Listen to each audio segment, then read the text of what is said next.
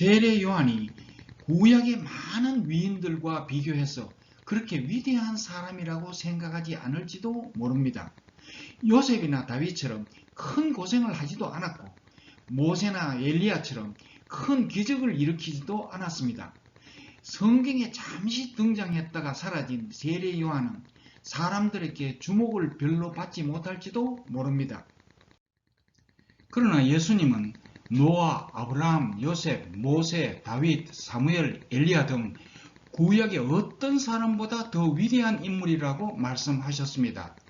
마태복음 11장 11절에는 이렇게 기록되어 있습니다. 내가 진실로 너희에게 말하노니 여자가 낳은 자 중에 세례 요한보다 큰 이가 일어남이 없도다.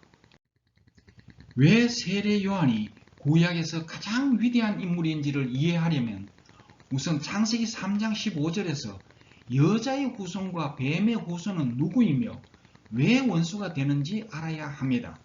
왜냐하면 모두가 서로 연결된 문제이기 때문입니다. 여자의 후손이라는 영상에서 여자의 후손은 예수님이고 뱀의 후손은 바리새인이라고 자세히 설명했습니다. 예수님은 세례 요한을 극찬하셨으나 반대로 바리새인은 극도로 저주하셨습니다. 그러면 예수님과 바리새인과 세례 요한이 어떤 일을 했기에 예수님과 바리새인이 원수가 되고 세례 요한이 위대한 인물이 되었을까요?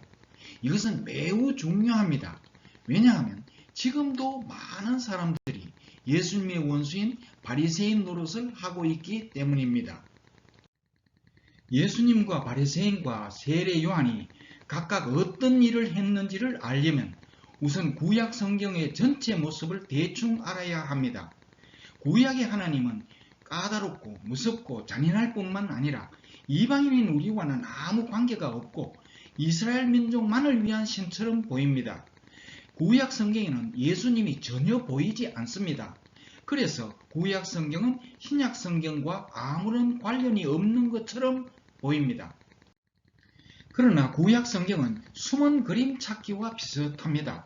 구약 성경의 주인공은 예수님이고 주제는 십자가의 복음입니다. 구약 성경에서 예수님과 십자가의 복음은 여러 가지 모습으로 나타납니다. 사람이나 사건이나 사물이나 율법에서 예수님과 십자가의 복음을 볼 수 있습니다. 구약은 예수님의 그림자입니다 라는 영상에서 몇 가지 예를 들어 자세히 설명했습니다. 그래서 여기서는 간단하게 다시 설명하겠습니다.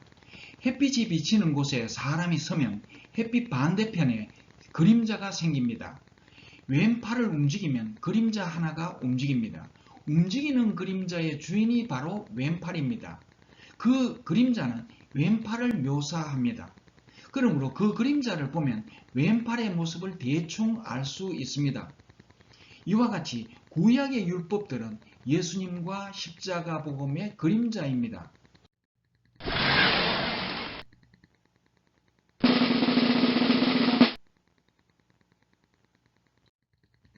골로새서 2장 16, 17절에는 이렇게 기록되어 있습니다. 그러므로 먹고 마시는 것과 절기나 월삭이나 안식일을 인하여 누구든지 너희를 평론하지 못하게 하라. 이것들은 장래일의 그림자이나 몸은 그리스도의 것이니라. 예를 들면 골로새서 2장 16, 17절에서 안식일은 예수님의 그림자라고 했습니다. 안식일은 예수님을 묘사합니다. 그러므로 안식일에서 예수님의 모습을 볼 수 있어야 합니다. 이제 안식일 계명에서 예수님과 십자가의 복음을 찾아보겠습니다. 구약은 예수님의 그림자입니다 라는 영상에서 안식일에 대하여 자세히 설명했기 때문에 여기서는 간단하게 설명하겠습니다. 안식일을 거룩하게 지키라는 것은 안식일에 일하지 말라는 것입니다.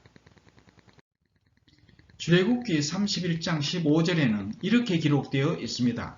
무릇 안식일에 일하는 자를 반드시 죽일지니라. 안식일에 일하는 사람을 왜 죽이라고 하셨을까요? 그것도 왜 반드시 죽이라고 하셨을까요? 이 말씀을 내가 쉬었던 날이니까 너희들도 쉬어라.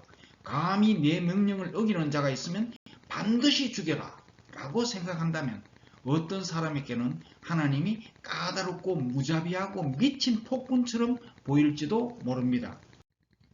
그러나 구약 성경은 예수님의 그림자라는 사실을 절대 잊어서는 안 됩니다. 안식이란 죄의 짐을 벗고 쉬는 것을 말합니다. 다시 말하면 죄의 굴레에서 구원받는 것을 말합니다. 그런데 안식일에 일을 한다는 것은 자기의 노력이나 선행으로 안식을 얻으려고 한다. 즉 구원을 받으려고 한다는 뜻이 됩니다.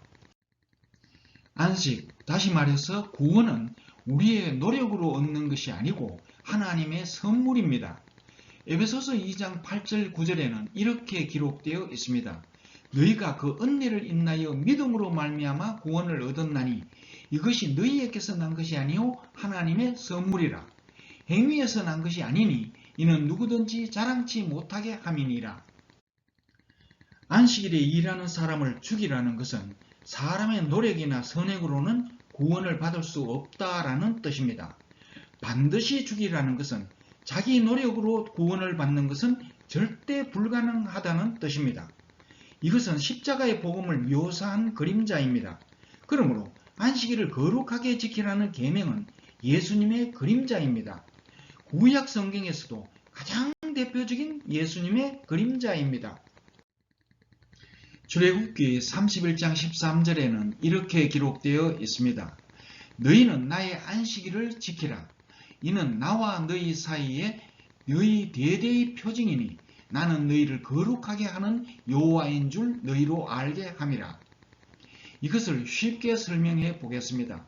너희는 자손 대대로 안식일을 지키라. 안식일은 너희에게 보내줄 그리스도를 상징하는 표시인데 그리스도를 통하여 너희를 거룩하게 만들어 주겠다. 안식일은 죄인들을 구원하실 그리스도를 보내주겠다는 하나님의 약속이었고 그리스도를 상징하는 표시였습니다. 다시 말하면 그리스도를 묘사하는 그림자였습니다. 그리스도를 닮은 안식일을 지키면서 안식일의 주인인 그리스도를 기다렸습니다. 그런데 안식일의 주인이 오셨습니다. 그는 바로 예수님이었습니다.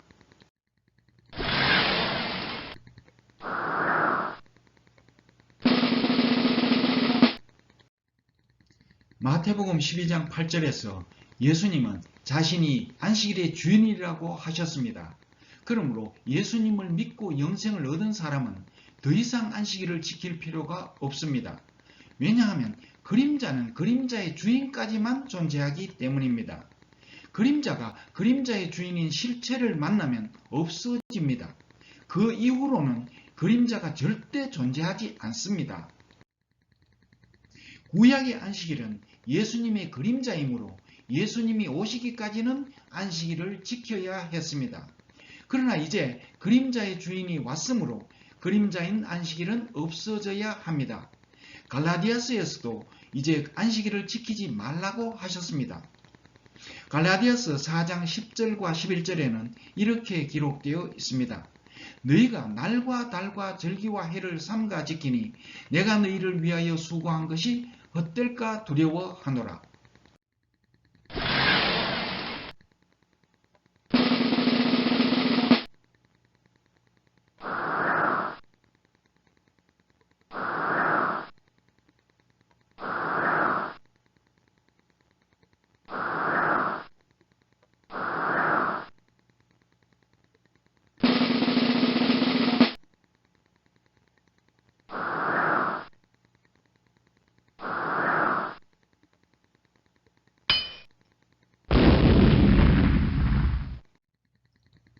골로새서 2장 16, 17절에서 안식일은 예수님의 그림자라고 했고 호세아서 2장 11절에서 안식일을 폐하겠다고 했습니다. 안식일이 일요일로 바뀐 것이 절대 아닙니다. 완전히 폐한다고 했습니다. 흠정역 성경에서는 안식일이 중단되도록 원인을 제공하겠다라고 표현했습니다. 그림자인 안식일을 지키는 것을 중단하도록 안식일의 주인인 그리스도를 보내주겠다라는 뜻입니다. 지금까지 안식일을 사용하여 구약과 예수님의 관계를 설명했습니다. 이제 바리새인과 세례 요한의 역할을 알면 바리새인들이 왜 예수님의 철천지 원수인지, 그리고 세례 요한이 왜 구약의 어떤 위인보다 더 위대한 인물인지를 알 수 있습니다. 바리새인들의 역할과 세례 요한의 역할은 정반대였습니다. 먼저 바리새인들이 왜 예수님의 철천지 원수인지 설명하겠습니다. 창세기 3장에서 사탄은 뱀의 모습으로 나타나서 하나님과 사람 사이를 갈라놓았고, 뱀의 후손인 바리새인들은 예수님과 예수님의 그림자를 갈라놓으려고 했습니다. 예를 들면 구약에서 예수님의 대표적인 그림자인 안식일과 예수님을 분리시켜서 아무런 관계가 없도록 만들려고 노력했습니다. 다시 말하면 바리새인들은 예수님이 안식일을 지키지 않는다고 죽이려고 했습니다.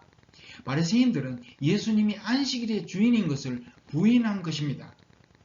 요한복음 5장 18절에는 이렇게 기록되어 있습니다. 유대인들이 이를 인하여 더욱 예수를 죽이고자 하니 이는 안식일만 범할 뿐 아니라 하나님을 자기의 친아버지라 하여 자기를 하나님과 동등으로 삼으심이로라. 11조도 마찬가지입니다. 11조는 그림자이고 그림자의 주인은 십자가의 복음입니다. 바리새인들은 안식일이나 11조와 같은 그림자는 철저히 지켰습니다. 그러나 그림자의 주인인 예수님과 십자가의 복음을 완전히 무시하고 짓밟았습니다. 이것을 견지망울이라고 합니다. 손가락으로 달을 가리키면 달을 보지 않고 손가락만 쳐다보는 것입니다. 그림자는 그림자의 주인을 위해 존재합니다. 그림자의 주인이 없으면 그림자는 존재할 수 없습니다. 그러므로 그림자의 주인은 그림자보다 더욱더 중요합니다. 그러나 바리새인들은 그림자인 안식일을 철저히 지켰으나 그림자의 주인인 예수님을 죽였고, 그림자인 11조를 철저히 드렸으나 그림자의 주인인 정의와 긍휼과 믿음, 즉 십자가의 복음을 부인했습니다. 마태복음 23장 23절에는 이렇게 기록되어 있습니다. 너희가 박하와 해양과 근처의 11조는 들이되 율법의 더 중한 바 정의와 긍휼과 믿음은 버렸도다. 하나님이 정의를 실행할 때 우리는 모두 죄인입니다. 그러나 하나님은 우리를 위해 십자가에서 긍휼을 베푸셨습니다. 우리는 십자가의 복음을 믿어야 합니다. 그러나 바리새인들은 그림자는 철저히 지켰으나 더욱 중요한 그림자의 주인은 버렸습니다.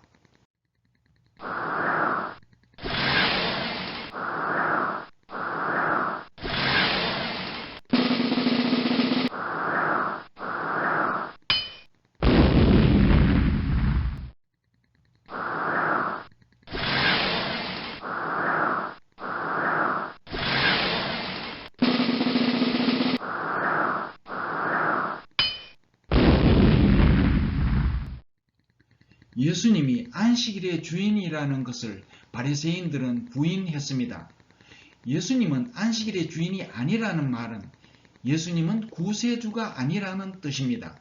이것은 하나님이 인류를 구원할 계획을 방해하고 인류를 구원할 십자가의 복음을 무효화시키는 것입니다. 이것은 사탄이 획책하는 일입니다. 그러므로 바리새인들은 뱀의 후손이며 예수님의 철천지 원수입니다. 그러므로 아직도 안식일을 거룩하게 지키는 것은 예수님이 안식일의 주인이라는 것을 부인하는 것입니다. 안식일이 일요일로 바뀌었다고 가르치는 것도 역시 예수님이 안식일의 주인이라는 것을 부인하는 것입니다. 이것은 구약의 안식일과 예수님의 연결을 끊으려는 노력입니다. 바로 뱀의 후손인 바리새인들이 획책하던 일입니다.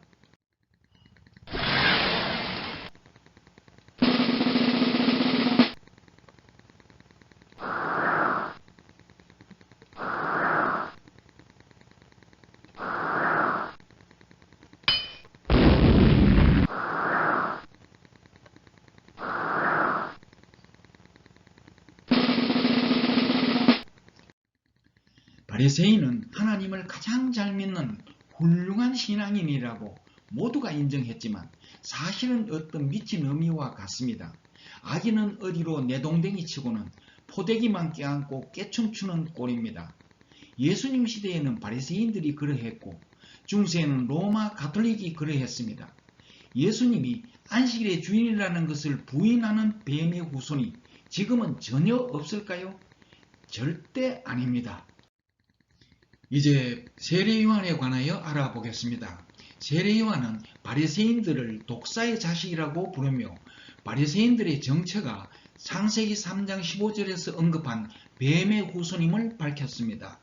더욱 중요한 것은 바리새인들은 예수님과 예수님의 그림자 사이를 갈라놓으려 했으나 세례 요한은 예수님과 예수님의 그림자를 연결시켰습니다. 세례 요한이 했던 일은 견지망울하던 사람들에게 손가락과 달을 연결시켜 준 것입니다. 세례 요한은 아기는 어디로 내동댕이 치고 포대기만 안고 깨춤추는 미친 여인을 쫓아버리고 내동댕이 쳐진 아기를 찾아서 포대기로 싸서 안았습니다. 다시 말하면 구약에서 많은 위인들이 그렸던 그림자의 주인이 예수님이라는 것을 정언했습니다. 이것은 세례 요한이 구약에서 가장 위대한 인물이 된 이유입니다. 세례 요한이 맡은 일은 구약의 어떤 사람이 맡았던 일보다 더 중요하고 더 위대한 일이었습니다. 구약의 모든 위인들은 예수님의 그림자를 만들었습니다.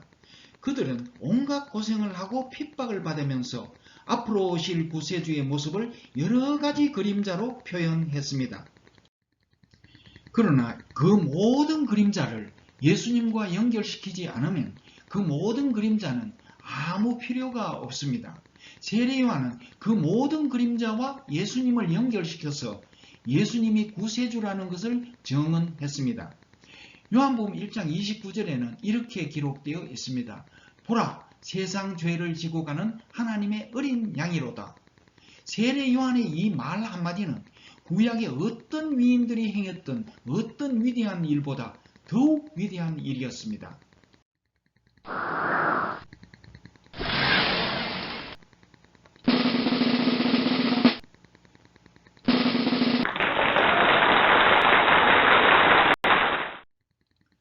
그런데 마태복음 11장 11절에서 세례 요한이 위대한 인물이라는 말씀 뒤에 매우 중요한 또 다른 말씀이 있습니다. 그러나 천국에서는 극히 작은 자라도 저보다 크니라. 이 말씀은 복음을 전하는 우리가 세례 요한보다 더 위대한 인물이라는 뜻입니다. 이 말씀에서 어떤 사람은 이렇게 오해할지도 모릅니다. 모세도 한 사람이고 세례 요한도 한 사람이지만 복음을 전하는 우리는 수많은 사람들이라고. 그러나 절대 그렇지 않습니다. 자식이 10명이면 자식 1명에게 주는 사랑은 부모 사랑의 10분의 1이 됩니까? 절대 아닙니다. 10손가락을 깨물어서 아프지 않는 손가락은 없습니다. 부모의 사랑도 그러하거든 하물며 하나님의 사랑을 결코 산술적으로 계산할 수 없습니다. 내가 받은 사랑은 하나님의 사랑을 전 세계 인류의 숫자로 나누어야 한다고 생각하시면 절대 오해입니다. 하나님은 온 세상 사람을 모두 합하여 한꺼번에 사랑하신 것이 아닙니다. 하나님은 모든 정성을 다하여 온 세상 사람 한 사람을 각각 사랑하셨습니다. 온 세계 인류가 단 한 사람뿐이라 할지라도 그 한 사람을 위해 예수님은 십자가를 졌을 것입니다. 그러므로 하나님의 사랑과 하나님의 하시는 일을 얄팍한 인간의 산술적 능력으로 계산하면 안 됩니다. 이제 마태복음 11장 11절을 설명하겠습니다. 시대순으로 구약의 위인들과 세례 요한과 예수님과 우리가 맡은 역할을 살펴보면 우리가 하나님 앞에 얼마나 중요한 역할을 하는지 알 수 있습니다. 구약의 모든 위인들이 맡은 역할은 앞으로 오실 예수님의 그림자를 만드는 일이었고 세례 요한이 맡은 역할은 그 그림자와 예수님과 연결시키는 일이었습니다. 구약의 모든 위인들과 세례 요한이 맡은 역할을 합하면 십자가의 복음을 준비하는 역할이었습니다. 그리고 예수님은 십자가에 매달려 희생당하시고 모든 인류를 구원하는 십자가의 복음을 완성하셨습니다. 그런데 우리가 맡은 역할은 그 복음을 전하여 사람들을 구원하는 역할입니다. 세례 요한의 업적이 없었다면 구약의 모든 위인들의 업적은 아무 필요 없는 것이 되고, 예수님의 십자가의 희생이 없었다면 구약의 모든 위인들과 세례 요한의 업적은 아무 필요 없는 것이 됩니다. 그런데 우리가 우리 앞에 있는 사람에게 복음을 전하지 않으면 그 사람에게만은 구약의 모든 위인들과 세례 요한의 업적뿐만 아니라 예수님의 십자가 희생조차 전혀 필요 없는 것이 됩니다. 하나님과 우리 앞에 있는 사람을 연결시키려면 우리의 도움이 반드시 필요합니다. 예수님이 십자가를 지시고 완성하신 복음은 우리가 전하지 않으면 아무 소용이 없습니다. 그래서 예수님은 우리를 동역자라고 말씀하셨습니다. 고린도전서 3장 9절에는 이렇게 기록되어 있습니다. 우리는 하나님의 동역자들이요. 흠정역에서는 우리가 하나님과 함께 일하는 사람이라고 했습니다. 함께 일하는 사람은 동업자입니다. 세례 요한을 비롯한 구약의 어떤 위인도 하나님의 동업자는 아니었습니다. 그러나 우리는 사람을 구원하는 일에 하나님의 동업자입니다. 그래서 우리가 세례 요한보다 더욱 중요하고 위대합니다. 마태복음 11장 11절에는 이렇게 기록되어 있습니다. 여자가 낳은 자 중에 세례 요한보다 큰 이가 일어남이 없도다. 그러나 천국에서는 극히 작은 자라도 저보다 크니라. 우리 앞에 있는 사람에게 우리가 입을 열어 복음을 전하면 하나님과 그 사람을 연결시키는 일에 우리가 하나님의 동업자가 됩니다. 보라, 세상 죄를 지고 가는 하나님의 어린 양이로다 라는 세례 요한의 말 한마디가 구약의 어떤 위인들의 업적보다 더 위대한 업적이었듯이 우리가 입을 열어 전하는 복음 한마디가 구약의 어떤 위인들이나 세례 요한이 이룩한 업적보다 더욱 위대한 업적입니다. 그러나 우리가 입을 열지 않으면 우리 앞에 있는 사람은 절대로 하나님과 연결될 수 없습니다. 그러므로 우리가 입을 열어서 복음을 전하지 않으면 우리는 직무유기죄를 범하게 되고 우리 앞에 있는 사람에게는 구약의 모든 위인들과 세례 요한이 온갖 고생을 하며 이루어 놓은 일은 아무 의미 없는 헛고생이 되고 예수님의 죽음은 허무한 개죽음이 됩니다. 그러므로 모세보다 아브라함보다 다윗보다 심지어 세례 요한보다 더욱 중요하고 더욱 위대한 역할을 담당한 우리가 복음을 전하지 않는다면 우리에게 화가 있을 것입니다. 고린도전서 9장 16절에는 이렇게 기록되어 있습니다. 만일 복음을 전하지 아니하면 내게 화가 있을 것이미로라.